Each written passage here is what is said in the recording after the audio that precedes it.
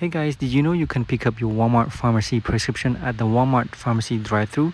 For example, if you're in a hurry, you have kids, and you cannot go out of the car, this is the fastest way to get your pharmacy prescription. So you go to the enter, there's a drive-through sign right here, and you have two lanes right here. So you go here and there's a tube and a screen right here where you can actually talk to the pharmacist so they can see you, and there's a camera right here.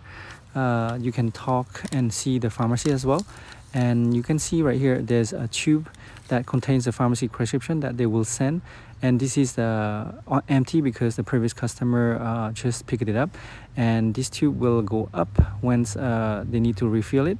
So the pharmacist will ask the name and also the date of birth on the prescription. Then if you have your insurance on file, then it will bill directly to your insurance. Otherwise, you will need to pay. So you can pick up the prescription like this. They will send it from the pharmacy to the tube and you pick it up.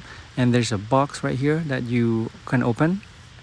And here you go. So your prescription is inside along with the directions on how to use the medicine inside, and just pick it up, close it back and put it back in the tube right here.